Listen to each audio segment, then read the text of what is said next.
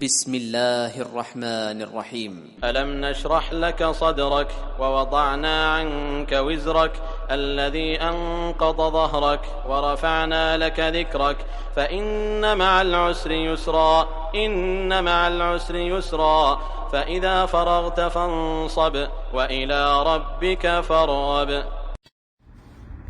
السلام علیکم ورحمۃ اللہ وبرکاتہ.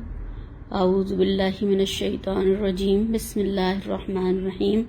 نحمده ونصلی علی رسولہ الکریم.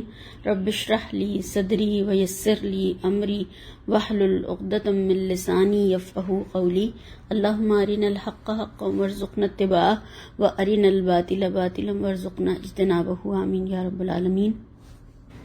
الحمدللہ، اللہ کا شکر احسان ہے کہ ہم پچھلی بار سورہ علم نشرح جو ہے کمپلیٹ کر چکے، مکمل ہو گئی تھی ہماری الحمدللہ. اب تھوڑا سا اس کے تدبر اور عمل کے چند پہلو دیکھتے ہیں. اس سورہ میں کچھ معنوی نعمتوں کا ذکر ہے، نظر نہ آنے والی ایسے انعامات جو اللہ تعالیٰ نے آپ صلی اللہ علیہ وسلم کے اوپر کیے مگر وہ بظاہر نظر نہیں آ رہے تھے. تو اس میں سب سے پہلی چیز جو اللہ تعالیٰ نے یہاں پر نعمتوں کے تذکرے میں فرمایا ہے اور بہترین طور پر آپ صلی اللہ علیہ وسلم کو تسلی دی ہے صورت میں، اور فرمایا کہ ہم نے آپ کا سینہ کھول نہیں دیا. یعنی سینے کا کھلنا جو ہے یہ شرح صدر کی جو نعمت اللہ نے آپ صلی اللہ علیہ وسلم کو دی، یہ بہت ہی عظیم نعمت ہے جس کا یہاں پر تذکرہ کیا گیا. اور دوسری جو نعمت کے بارے میں کہا کہ آپ کا بوجھ اتار دیا، اور تیسری نعمت فرمایا اللہ تعالیٰ نے کہ آپ کا ذکر بلند کر دیا، رفع ذکر. تو یہ تینوں جو ہیں نعمتیں نظر نہ آنے والی چیزیں ہیں، اور مگر بعد میں وقت کے ساتھ ساتھ ثابت ہو گیا کہ ایسا ہی ہوا، اور جو اللہ تعالیٰ نے نعمتیں دی تھیں وہ تمام سب کھل کر سب کے سامنے آ گئی، اور بات سب معلوم ہو گیا سب کو کہ واقعی یہ کتنی بڑی نعمتیں جو اللہ تعالیٰ نے آپ صلی اللہ علیہ وسلم کو عطا فرمائی تھیں. اور اس میں اللہ تعالیٰ نے سوال کر کے نعمت کا احساس دلایا ہے کہ کیا یہ جو سینے کا کھلنا جو ہے یہ کتنی بڑی نعمت ہے. آپ اس کے بارے میں یعنی اس کا احساس کریں نعمت کا کہ اللہ نے آپ کا سینہ نہیں کھول دیا. یعنی خیر بھلائی اور جو کام تھا، جو آپ جس کام کو آپ کو کرنا تھا اس کے لیے کتنا زیادہ اللہ تعالیٰ نے آپ کا سینہ کھول دیا، وسعت پیدا کر دی کہ آپ یہ کام کر سکے. تو کیا یہ ہمارا احسان نہیں ہے؟ کیا اس سے بھی بڑی کوئی نعمت ہو سکتی ہے جو اللہ تعالیٰ نے آپ کو عطا فرمائی؟ تو سوال کر کے یہاں پر اس نعمت کا احساس دلایا ہے کہ یہ کتنی بڑی نعمت ہے. دنیا کے جو انعامات ہیں یا جو نعمتیں ہیں اس میں سب سے بڑی نعمت شرح صدر کی نعمت ہے. تو اللہ تعالیٰ نے جسم میں جو ایک ہمارے عضو بنایا ہے سینہ، اور اسی کے اندر دل ہوتا ہے، تو یہ ایسا اتنا نرم ایسا بنایا اللہ تعالیٰ نے کہ جتنا علم اور حکمت، خیر کی تمام باتیں اور جو بھی چیزیں اس میں حکمت کی باتیں ڈالتے چلے جائیں یہ وسیع ہوتا چلا جاتا ہے. یعنی جتنا اس میں علم بھرا جائے بھرتا چلا جاتا ہے. اور دنیا کی اور بھی چیزوں کو ہم دیکھتے ہیں کہ جب ایک حد سے زیادہ کوئی چیز اس میں ڈالی جاتی ہے تو وہ اوور فلو ہونے لگتی ہے یا نکل جاتی ہے یا گر جاتی ہے، وہ بھر جاتا ہے. مگر یہ دل جو ہے، یہ جو اللہ تعالیٰ نے سینہ یہاں پر بتایا کہ یہ اور ہی زیادہ کھلتا چلا جاتا ہے، وسیع ہوتا چلا جاتا ہے، اور جتنا زیادہ اس کو بھرا جاتا ہے یہ کبھی بھی ایسا نہیں ہوتا کہ اب یہ بھر گیا اب اس میں کچھ اور نہیں آئے گا. تو یہ اللہ تعالیٰ نے یہ معنوی وسعت ہے جو یہ نعمت اللہ تعالیٰ نے یہاں پر آپ صلی اللہ علیہ وسلم کے لیے بتائی ہے، اور اس کو کوئی چھو کر بھی نہیں دیکھ سکتا کہ کتنا بھرا، لاؤ کھول کر دیکھتے ہیں کہ کتنا بھر گیا. ایسا نہیں ہے، پتہ ہی نہیں چلتا کہ اس میں اور بھی کتنا سماتا چلا جائے گا. مگر اس کی وسعت کا یا اس کے کھلنے کا، سینے کے کھلنے کا پتہ کیسے چلا سکتے ہیں؟ تو اس سے ہم یہ معلوم کر سکتے ہیں کہ جب مشکل سے مشکل چیزیں، مشکل سے مشکل باتیں، پیچیدہ سے پیچیدہ مسائل، معاملات جب سمجھ میں آنے لگتے ہیں اور انسان چیزوں کی تہ تک پہنچنے لگتا ہے، گہرائی اور گہرائی اس کے اندر عقل مندی آ جاتی ہے، اور انسان جو ہے وہ دور تک سوچنے لگتا ہے، غور و فکر اور تدبر کی عادت اس کو پڑ جاتی ہے، تفکر اور تدبر کرتا ہے، تو وہ پتہ چلتا ہے کہ اس کا سینہ کھل گیا ہے. یعنی یہ بہت بڑی نعمت ہے جو اللہ تعالیٰ کسی کو عطا فرما دیتے ہیں. تو آپ صلی اللہ علیہ وسلم کو جو اتنا بڑا دعوت کا کام کرنا تھا، دعوت و تبلیغ کا، تو یہ اس کی وجہ سے اتنی وسعت پیدا کی گئی اور اللہ نے یہ اپنا انعام بتایا اور آپ صلی اللہ علیہ وسلم کو کہا کہ کیا ہم نے آپ کا سینہ کھول نہیں دیا، اس میں وسعت پیدا نہیں کر دی، اور یہ اسی کام کے لیے کیا گیا ہے کہ آپ تاکہ اس کام کو آسانی سے انجام دے سکیں۔ اور ابراہیم علیہ السلام کے حوالے سے اگر ہم دیکھیں، ان کے سینہ کھلنے کا اور وسعت قلبی کی مثال دیکھیں کہ انہوں نے اتنی دور کی بات سوچی کہ ان میں ایک نبی پیدا کر تاکہ وہ ان کو علم و حکمت کی تعلیم دے اور ان کی زندگیاں سنوار دے۔ تو یہ انہوں نے دعا کی، اور پھر اس کے بعد اللہ کے نبی صلی اللہ علیہ وسلم کتنے سالوں کے بعد تشریف لائے۔ اور اگر ہم اپنے بارے میں دیکھیں کہ ہم کیوں نہیں ایسا سوچتے، ہم کیوں غور و فکر نہیں کرتے، ہم صرف اپنے ہی گرد گھومتے رہتے ہیں، کیوں کہ اس لیے ہماری نظر جو ہے وہ تنگ ہے، دل کھلا ہوا نہیں ہے، وسیع نہیں ہے، اور ہم صرف سامنے کے فائدے دیکھتے ہیں اور اس کا صلہ اور بدلہ فوراً چاہتے ہیں کہ ہمیں بس یہ کہ یہیں مل جائے، فوراً مل جائے، جیسے ہی ابھی دعا منہ میں سے نہیں نکلے اور فوراً پوری ہو جائے۔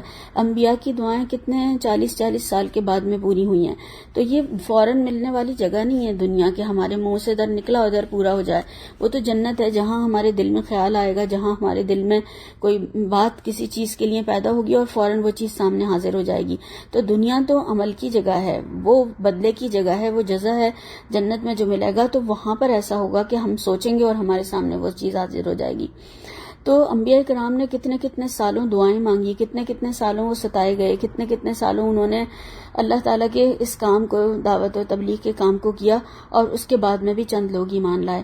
تو یہ جو ہے یہاں پر جو ہمارا جو اسی لیے ہے کہ نظر وسیع نہیں ہے، دور تک بھی نہیں سوچتے، اور ہم بدلہ اور صلہ فوراً چاہتے ہیں۔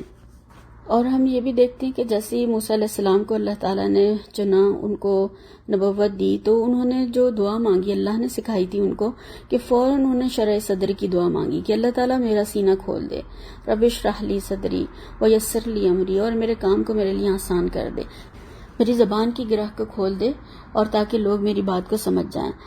تو یہ کہ ساری بات پہلے مجھے سمجھ میں آ جائے کہ مجھے کرنا کیا ہے، پھر جب میں دوسروں کو بتاؤں تو وہ بھی سمجھ جائیں کہ یہ کس چیز کے بارے میں کہا جا رہا ہے، کیا کہا جا رہا ہے، پھر میرا کام آسان کر دے اور میری زبان کی گرہ کو کھول دے تاکہ لوگ میری بات کو سمجھ جائیں۔ اور میرے گھر والوں میں سے انہوں نے یہ بھی ایک دعا کی تھی کہ میرے بھائی کو میرا مددگار بنا دے، ہارون علیہ السلام کو، تو اللہ نے ان کی دعا قبول فرمائی اور ان کا مددگار بنا دیا تاکہ وہ دین کو، پھر انہوں نے دونوں نے کہا کہ ہم خوب تیری پاکی بیان کریں اور خوب یعنی دعوت کا کام کریں گے اللہ تعالیٰ سے، انہوں نے کہا۔ اور اللہ تعالیٰ کا یہ بھی ارشاد ہے کہ جس کے ساتھ اللہ تعالیٰ بھلائی کا ارادہ فرماتے ہیں تو اس کو دین کی سمجھ عطا فرما دیتے ہیں، اس سے دین کی باتیں سمجھ میں آنے لگتی ہیں، اور پھر وہ اس میں دلچسپی لیتا ہے اور پھر وہ اس میں آگے بڑھنا شروع ہو جاتا ہے۔ اور پھر جب اس کے دل میں اسلام کی، دین کی محبت پیدا ہو جاتی ہے تو پھر تمام قربانیاں کرنا بھی اس کے لیے آسان ہو جاتا ہے۔ جو کام اس کو بتائے جاتے ہیں وہ پھر شرح صدر کے ساتھ وہ کام کرنے شروع کر دیتا ہے۔ اور دل جو ہے وہ ہم دیکھیں کہ تنگ کب ہوتا ہے، کس وجہ سے تنگ ہوتا ہے، یعنی ایک تو دل کا کھلنا بتایا گیا جو یہاں پر نعمت بتائی ہے، اور ایک دل کی تنگی بتائی گئی ہے۔ تو دل جو ہے وہ تنگ کب ہوتا ہے، تو اگر غور کریں اس پہ اور سوچیں اس کے حوالے سے، تو یعنی غلط باتوں سے، بیکار کی باتوں سے، برے رویوں سے، اور تانوں سے، اور حسد سے، بغض سے، اور یہ تمام جو دل کی بیماریاں ہیں، یہ سب جب دل میں آنے لگتی ہیں تو دل میں تنگی پیدا ہو جاتی ہے، دل بھجنے لگتا ہے، وہ گھٹنے لگتا ہے۔ تو اللہ تعالیٰ نے ہمیں یہی بتایا کہ جو دل کی تنگی سے بچا لیے گئے اصل میں کامیاب وہی لوگ ہیں۔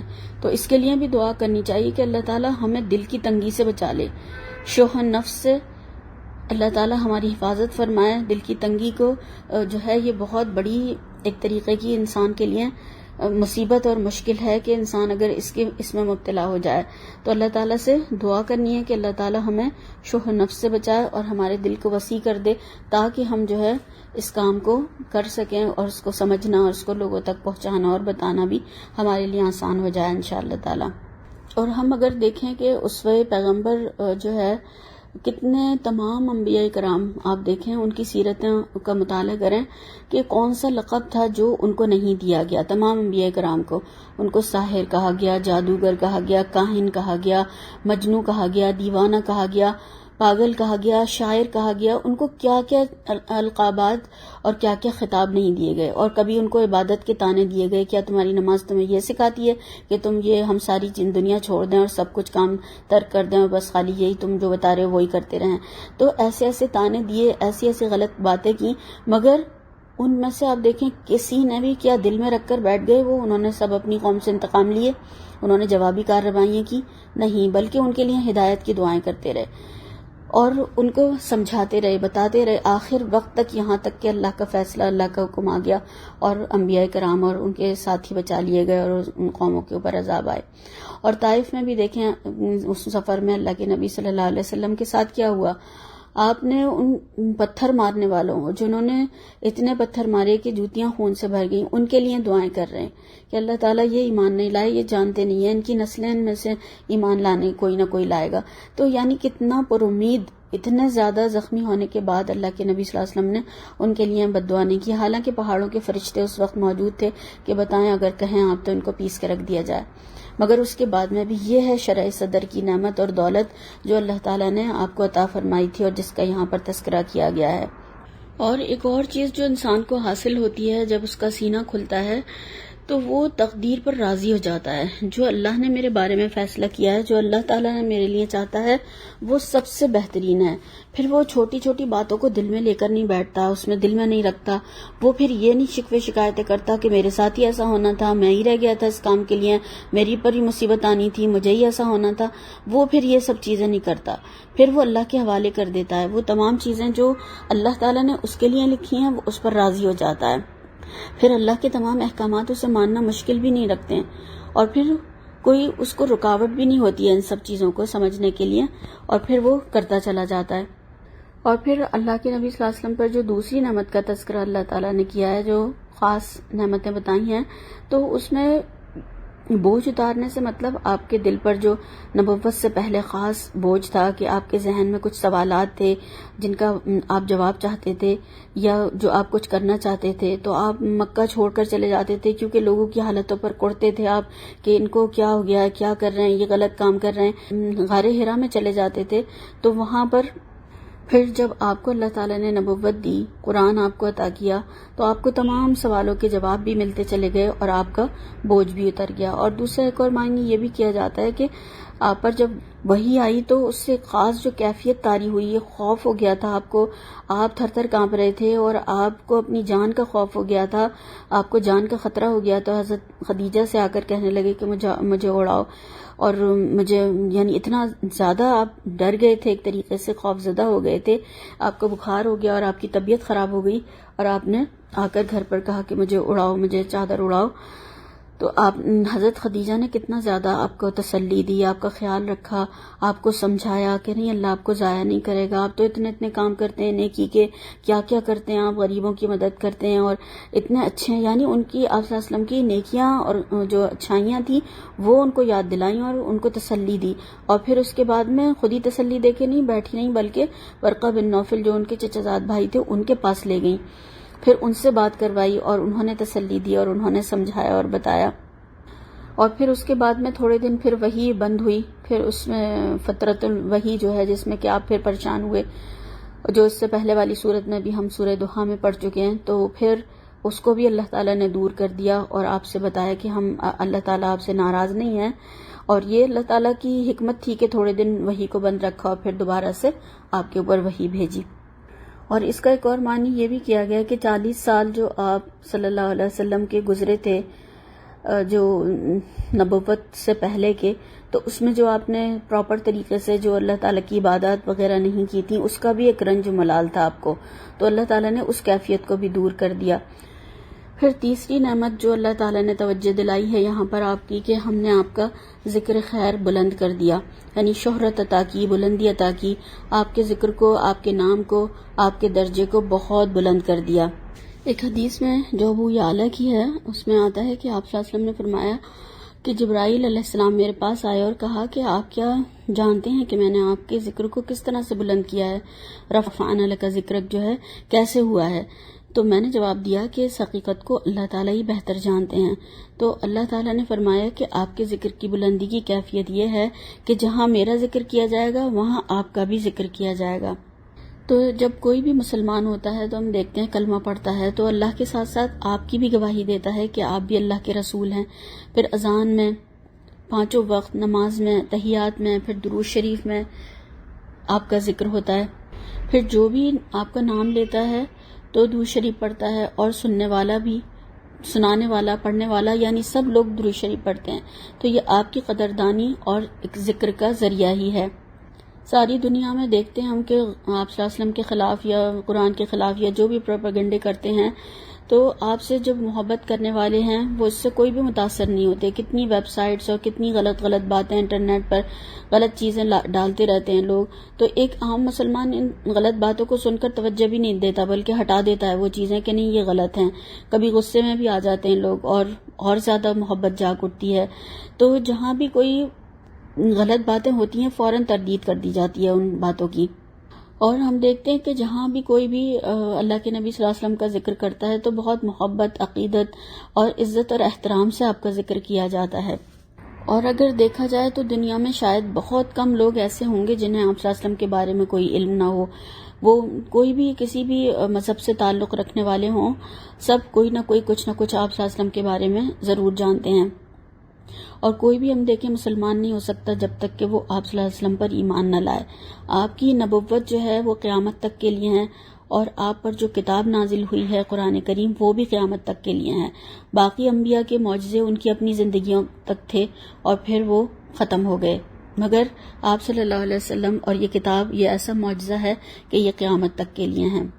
اور جہاں پر بھی قرآن کا ذکر ہوتا ہے وہاں آپ کا ذکر ہوتا ہے کہ یہ آپ پر نازل ہوئی ہے، اور اس طرح بھی آپ کا ذکر خیر ہوتا ہے اور درجات میں بلندی ہوتی رہتی ہے۔ اور پھر دیکھیں کہ جمعہ کے خطبے میں بھی، کسی بھی تقریر میں، لیکچر میں، کہیں بھی پہلے سب سے پہلے نحمدہ و نصلی علیہ پڑھا جاتا ہے۔ تو یہ سب جو ہے یہ اللہ کی حمد و ثنا اور آپ صلی اللہ علیہ وسلم پر درود پڑھا جاتا ہے۔ اور آپ صلی اللہ علیہ وسلم کی باتیں اور احادیث کی اشاعت کے لیے لوگوں نے جو اپنی پوری زندگیاں لگا دی، محنتیں کی، اور پھر ان سب چیزوں کو محفوظ کیا، اور پھر کتنا زیادہ کام کیا اس پر، یہ سب چیزیں بھی آپ کی شان بلند کرنے کا ذریعہ ہیں۔ اور آپ کی گفتگو جو تھی باقی تمام لوگوں سے بالکل مختلف تھی، کیونکہ آپ صلی اللہ علیہ وسلم فرماتے تھے کہ مجھے جوامع الکلم بنایا گیا ہے۔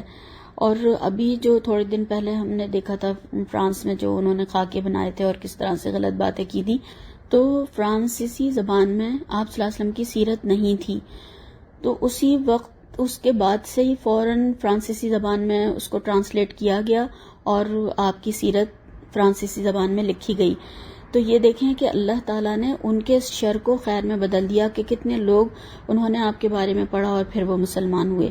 تو یہ جو ہے یہ کرتے رہیں گے، مگر آپ کا رفع ذکر اسی طرح سے ہوتا رہے گا قیامت تک، جب تک اللہ تعالیٰ کا حکم ہے اور یہ قرآن موجود ہے تو آپ کی سیرت بھی اسی وقت تک ہی انشاءاللہ تعالیٰ محفوظ رہے گی۔ پھر آگے جو اللہ تعالیٰ نے آپ کو تسلی دی ہے، 2 بار فرمایا ہے کہ تنگی کے ساتھ آسانی ہے۔ تو دیکھیں کہ جب لوگوں کو آپ صلی اللہ علیہ وسلم اسلام کی طرف بلاتے تو لوگ آپ کی بات نہیں مانتے تھے، مکہ میں بہت مخالفت ہوئی، تو تسلی دی گئی کہ آپ پریشان نہ ہوں، ہر عسر کے ساتھ یسر ہے، یعنی ہر تنگی کے ساتھ آسانی۔ تنگی کے بعد آسانی نہیں کہا بلکہ تنگی کے ساتھ آسانی کہا گیا، یعنی جو تم لوگوں کو بلا رہے ہو، دعوت دے رہے ہو، کچھ انکار کر رہے ہیں، کچھ مان رہے ہیں، کچھ مخالفت کر رہے ہیں، کچھ نے قبول بھی تو کیا ہے، اور کچھ آپ کے ساتھی بھی بن گئے، کچھ مددگار بنتے چلے گئے، سپورٹر ہو گئے، اور پھر وہی پھر آپ کی آنکھوں کی ٹھنڈک اور خوشی کا ذریعہ بھی بنے۔ اور یہ سب جو حاصل ہوگا جبھی ہوگا کہ جب دعوت دیتے رہیں گے، اسلام کی طرف بلاتے رہیں گے، لوگ آتے رہیں گے۔ اگر دعوت نہیں دی جائے گی تو پھر لوگ کس طریقے سے اسلام کی طرف آئیں گے؟ تو یسر زیادہ ہے، عسر کم ہے، یعنی عسر واحد ہے اور یسر جمع ہے۔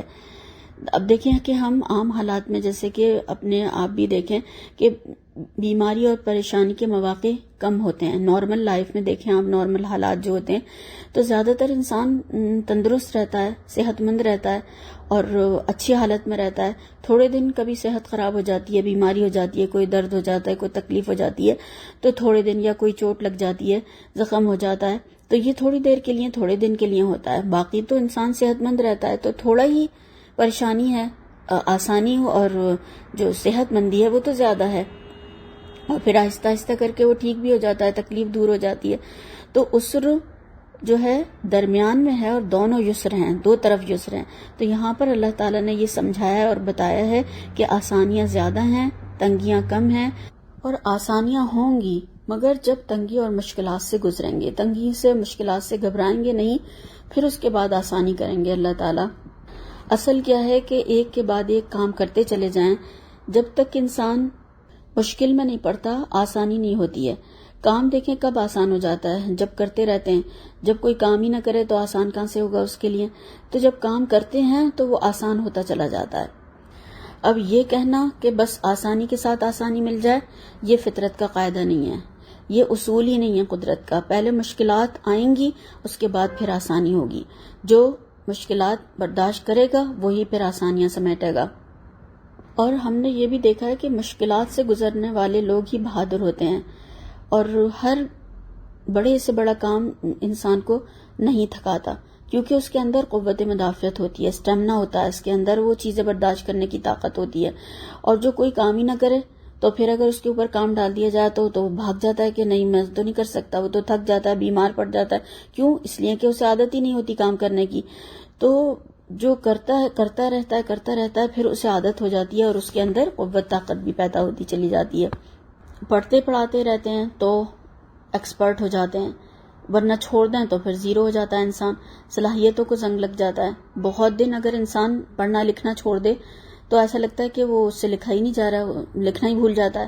یعنی جو چیزیں انسان کرتا رہتا ہے وہ پھر اس کی عادت، ہیبٹ رہتی ہے، ایک عادت ہوتی ہے اس کی، بن جاتی ہے وہ پھر. اور ہم دیکھیں کہ جو تنگی کے ساتھ میں آسانی کہا ہے اللہ تعالیٰ نے، تو یعنی بیماری کے ساتھ میں بھی اگر دیکھا جائے کہ اس کے ساتھ میں بھی آسانی ہے، اس میں بھی جو ہے انسان کے لیے آسانی ہو جاتی ہے. وہ کیسے کہ دیکھیں اللہ تعالیٰ نے کتنی، جب بیمار ہو جاتا ہے تو اس کو کہا ہے کہ تیمم کر لے. بیمار ہو جاتا ہے تو نماز اگر کھڑے ہو کر نہیں پڑھ سکتا تو بیٹھ کے پڑھ لے، بیٹھ کر بھی نہیں پڑھ سکتا تو اشارے سے پڑھ لے، لیٹ کر پڑھ لے، یہاں تک کہ تو یعنی ہر طرح سے کتنا زیادہ اس کے لیے آسانی ہو جاتی ہے. اور کتنے لوگ اس کا خیال رکھتے ہیں، جو بھی اس کے آس پاس والے رشتہ دار ہوتے ہیں، ملنے والے ہوتے ہیں، پڑوسی ہوتے ہیں. اور جو کوئی کتنے دنوں تک کسی نے پوچھا بھی نہیں ہوتا تو پتہ چلتا ہے کہ بیمار ہے تو عیادت کرنے آ جاتے ہیں. دعائیں اس کی قبول ہونے لگتی ہیں، کیونکہ بیماری کی حالت میں انسان کی دعا قبول ہوتی ہے. پھر دوسرے بھی اس سے کہتے ہیں کہ ہمارے لیے بھی دعا کرنا، تو دعاؤں کی دوسروں کے لیے بھی ذریعہ بن جاتا ہے. پھر اسے ریسٹ بھی مل جاتا ہے کہ وہ ذمہ داریاں بھی تھوڑی کم ہو جاتی ہیں. پھر سویا رہتا ہے یا لیٹا رہتا ہے تو اس کی تھکاوٹ دور ہو جاتی ہے، یا اس کی بیماری میں اس کو آرام مل جاتا ہے. اور پھر سب سے بڑی بات ایک دیکھیں کہ عبادت جو وہ پہلے کرتا تھا، سبحان اللہ، یہ اللہ تعالیٰ کی کتنی بڑی اس کے اوپر رحمت ہوتی ہے. یعنی یہ تنگی کے ساتھ آسانی جو ہوتی ہے کہ وہ جو عبادت کرتا تھا اس کا ثواب اس کو مستقل ملتا رہتا ہے کہ نہیں یہ میرا بندہ صحت مندی میں یہ عبادت کرتا تھا تو اب اس کو اس کا ثواب لکھا جاتا رہے جب تک کہ یہ پھر دوبارہ سے وہ صحت مند ہو کے کام کرنے لگے. تو یعنی اتنا زیادہ اس کے لیے اجر و ثواب بھی لکھ دیا جاتا ہے کہ جو وہ اپنی نارمل حالت میں کر رہا تھا بیماری سے پہلے. پھر اللہ تعالیٰ نے 3 احسانات جو گنوائے ان کے بعد 2 کرنے کے کام بتائے ہیں اللہ تعالیٰ نے اس میں. کہ کرنے کا کام کیا ہے کہ جب فارغ ہوں تو محنت کریں، اللہ تعالیٰ کی یعنی عبادت میں کوشش کریں، محنت کریں جب بھی آپ دنیا کے کاموں سے فارغ ہوں. اگر ہم اپنے آپ کو دیکھیں کہ ہم جب فارغ ہوتے ہیں تو کیا کرتے ہیں؟ چھٹی مناتے ہیں، آرام کرتے ہیں، ریلیکس، کتنے دنوں تک کوئی کام کاج نہیں، سب چھوڑ دیتے ہیں بالکل، پھر سوئے رہتے ہیں. پھر یہ کہ دیکھیں چھٹی والے دن بھی پورا دن آرام، سونا، کھانا، اور بس اصل چھٹی اسی کو سمجھا جاتا ہے. مگر اللہ تعالیٰ یہاں پر کیا کہہ رہے ہیں کہ کام کرنے والے چھٹیاں نہیں مناتے. دنیا میں چھٹیاں منانے نہیں بھیجا ہے اللہ تعالیٰ نے، کام کرنے کے لیے بھیجا ہے. اصل آرام تو جنت میں ہے. دنیا تو کام کرنے کے لیے بھیجا گیا ہے، کام کی جگہ ہے. یعنی یہ امتحان ہے، یہاں پر امتحان گاہ ہے، یعنی ایگزامینیشن ہال ہے. یہاں پر آپ کو کام کرنا ہے، اپنا پیپر کرنا ہے اور اس کے بعد جانا ہے. پھر وہاں پر جب آپ کو رزلٹ ملے گا تو وہاں پر آپ کو آرام ہی آرام ہے، وہاں پر کوئی کام نہیں ہے بالکل بھی. یہ آپ صلی اللہ علیہ وسلم کو فرمایا گیا ہے، کہا گیا ہے کہ آپ ایک کام سے فارغ ہوں تو دوسرا کام کریں. مثلاً آپ جہاد سے فارغ ہوئے، اب تو آپ تعلیم کے کام میں لگ جائیں. پھر اس سے فارغ ہوں تو اللہ کا ذکر کرنے لگ جائیں. پھر نماز پڑھیں، پھر تہجد کی طرف آ جائیں. سارا دن آپ کام کرتے تھے اور کتنے زیادہ مصروفیت تھی، گھر تھے، اتنے لوگ آ رہے تھے، وفود آتے تھے، دین سیکھ رہے تھے، جہاد تھا، جنگیں تھیں، کیا کیا کچھ تھا. اور پھر کہا جا رہا ہے کہ جب رات ہوتی تھی تو پھر عبادت کرنے کھڑے ہو جاتے. تہجد آپ کے اوپر فرض تھی، لیکن پھر آپ کے درجات بھی تو اسی وجہ سے بلند ہوئے جو آپ کو مقام محمود ملے گا. تو وہ یہی ہے، یہی وجہ ہے کہ آپ نے اتنی محنت اور اتنی کوشش کی. تو پھر جو محنت کرتا ہے، محنت کرنے والوں کو ہی بلندیاں ملتی ہیں. بیکاری میں بیٹھے رہنے والے، سوئے رہنے والوں کو کوئی بلندیاں نہیں ملتی ہیں. تو یہی یہاں پر اس میں سبق ہے کہ ہم سب کے لیے بھی کہ ہمیں کام کرنا ہے، کام کے بعد کام، کام کے بعد کام، کام کے بعد کام کرنا ہے. آرام نہیں، بلکہ کوئی اور طرح کا، دوسری طرح سے اس کو کام کو کریں. بس کام کام اور کام کرتے رہنا ہے دنیا میں، کیونکہ ہم کام کے لیے تو بھیجے گئے، آرام کے لیے نہیں بھیجے گئے. کام کی شکلیں جو ہیں وہ مختلف کر لیں، جیسے کہ کبھی تھوڑا سا ریلیکسیشن کے لیے اس کو چینج کر لیں، کوئی اور دوسرا کام کر لیں کہ جس میں تھوڑا سا بیٹھ کے کر لیا، تھوڑا سا کھڑے ہو کے کر لیا، تھوڑا سا کچھ بیٹھ کر آرام سے لیٹ کر لیا. تو یعنی بدل بدل کر کام کرنے سے بھی آسانی ہو جاتی ہے. تو یہ ہمیں یہاں پر اس میں اللہ تعالیٰ نے سمجھایا اور بتایا ہے. اور ہم اپنے آپ کے رویے چیک کریں، اپنے آپ کو دیکھیں کہ ہم اللہ تعالیٰ کا زبانی کلامی بس شکر ادا کرتے ہیں. اور آپ کے شکر کا یہ حال تھا کہ کہتے تھے کہ ہمیں اللہ کا شکر گزار بندہ نہ بنوں، اور کتنا کتنا پاؤں پہ ورم ہو جاتا تھا، سوج جاتے تھے، اور کہا جاتا تھا کہ آپ کے تو اگلے پچھلے سب گناہ معاف ہیں. تو کہتے تھے کہ ہمیں اللہ کا شکر گزار بندہ نہ بنوں. تو ہمیں نعمتیں ملتی ہیں تو ہم کتنا اللہ کا شکر ادا کرتے ہیں، کتنا اللہ کی طرف راغب ہوتے ہیں، کتنا اللہ تعالیٰ سے کی طرف رجوع کرتے ہیں. دین کی یا دنیا کی کوئی بھی نعمت ملنے پر اپنا رویہ خود ہم اپنے آپ چیک کر سکتے ہیں کہ ہم اللہ کی طرف کتنا رجوع کرتے ہیں. اور نصب جو یہاں پر آیا ہے، تھکا دینے والی محنت کے بارے میں آیا ہے. جنت میں کہا ہے نہ نصب ہے نہ لغوب ہے، نہ تھکاوٹ ہوگی اور نہ وہاں پر کوئی بھی ایسی مشقت اور کوئی ایسی چیز نہیں ہوگی. تو یہاں پر دنیا میں جو مشقت اٹھائیں گے تو پھر وہاں کا آرام ان کو ملے گا. اور یہ بھی دیکھیں کہ انسان جس سے محبت کرتا ہے تو تھک بھی جائے، جب پریشان ہوتا ہے تو وہ کس کی طرف رجوع کرتا ہے؟ جس سے اسے سب سے زیادہ محبت ہوتی ہے. اپنا مسئلہ لے کے اسی کو سب سے پہلے اسی کو فون اٹھائے گا، اسی سے بات کرے گا جس سے کہ وہ محبت کرتا ہے یا جو سمجھتا ہے کہ ہاں یہ میرے مسئلے کو حل کر سکے گا. تو جو پھر اللہ تعالیٰ سے محبت کرتا ہے تو وہ پھر اللہ تعالیٰ سے ہی رجوع کرتا ہے. وہ تھکتا بھی ہے تو اسی کی طرف پلٹتا ہے، اسی سے دعائیں کرتا ہے، اسی سے سب کچھ بتاتا ہے. اللہ تعالیٰ یہ ہو گیا میرے ساتھ، وہ اسی کا ذکر زیادہ سے زیادہ کرتا ہے. پھر اسے اس سے سکون مل جاتا ہے اللہ تعالیٰ کو بتا کر. حضرت فاطمہ رضی اللہ تعالیٰ عنہا جو تھیں، آپ صلی اللہ علیہ وسلم کے پاس آئی تھیں جب آپ کو کچھ غلام آئے تھے آپ کے پاس اور کام سے تھک جاتی تھیں وہ، تو کہنے کے لیے کہ مجھے بھی ایک غلام دے دیا جائے. تو آپ صلی اللہ علیہ وسلم نے اپنی بیٹی کو چاہتے تو دے سکتے تھے. کوئی باپ اگر کسی عہدے اور منصب پہ ہو اور بیٹی کوئی خادم مانگنے آئے یا کوئی چیز مانگنے آئے، سب سے پہلے کہے گا نہیں میری بیٹی کا حق بنتا ہے. آپ صلی اللہ علیہ وسلم نے کوئی خادم نہیں دیا، بلکہ جو ہم مشہور تسبیحات فاطمہ کے نام سے ہیں وہ سکھا دیا اور بتا دیا کہ بیٹی جب تم تھک جایا کرو تو یہ پڑھ لیا کرو. یعنی اپنی اولاد کو انسان بہترین چیز دینا چاہتا ہے. تو آپ صلی اللہ علیہ وسلم نے غلام تو دنیا کے کام کا تھا، وہ تو ختم ہو جاتا، مگر یہ تسبیحات تو انہیں وہاں پر کام میں آئیں گی. تو آپ صلی اللہ علیہ وسلم نے انہیں وہ چیز سکھائی جو ان کی دنیا اور آخرت دونوں کے لیے فائدہ مند تھی. تو انہوں نے اس کو پڑھا اور اللہ نے اس کے ذریعے سے ان کی تھکاوٹ دور فرما دی جو ان کو تھی. وہ 33 دفعہ سبحان اللہ، 33 دفعہ الحمدللہ اور 33 دفعہ اللہ اکبر، اور ایک بار لا الہ الا اللہ وحدہ لا شریک لہ لہ الملک و لہ الحمد وہو علی کل شیء قدیر.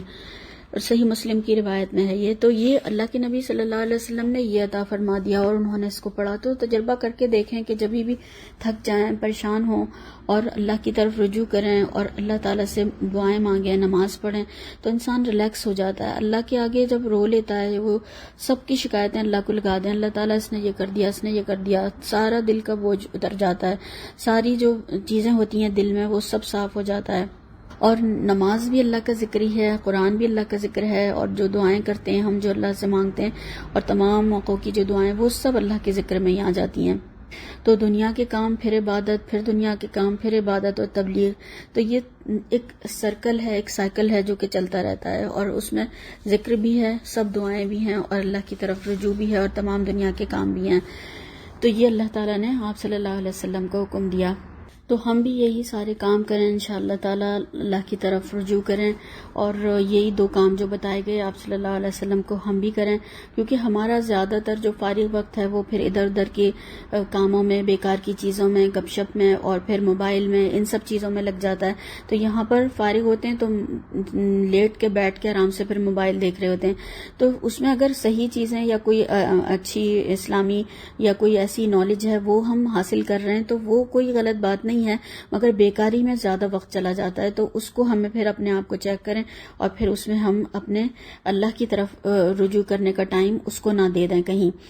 ہم اپنے آپ کو یہ اس طریقے سے کام بھی دے سکتے ہیں اور لکھ بھی سکتے ہیں اپنے لیے کہ اپنی زندگی کی کوئی جو بھی ہماری زندگی میں مشکلات یا پریشانیاں آئیں ان کو لکھیں، اور اس کے ساتھ ساتھ اللہ تعالیٰ نے ہمیں کیا کیا آسانیاں دیں آگے چل کر، جو ہمیں آسانیاں ملی ان کاموں کی وجہ سے، اور کیا کیا ہمارے ساتھ ہوا، اور کتنے لوگوں نے ہمارے ساتھ دیا، کس طریقے سے وہ دور ہوئی، تو وہ ساری چیزیں لکھیں تاکہ ہم جو ہے اللہ کا زیادہ سے زیادہ شکر کریں، اور فارغ اوقات میں اللہ کی عبادت کریں، اسی کی طرف رجوع کریں، اور جو کر رہے ہوں تو پھر اس میں اور زیادہ اضافہ کرنے کی کوشش کریں، اور پھر اپنا فارغ وقت جو ہے جیسے کہ سفر میں یا پھر کہیں پر وزٹ کے لیے جا رہے ہیں ڈاکٹر کے پاس، گاڑیوں میں انتظار میں ادھر ادھر، تو اس وقت کو بھی کارآمد بنائیں اور اس میں بھی اللہ کا ذکر کرتے رہیں۔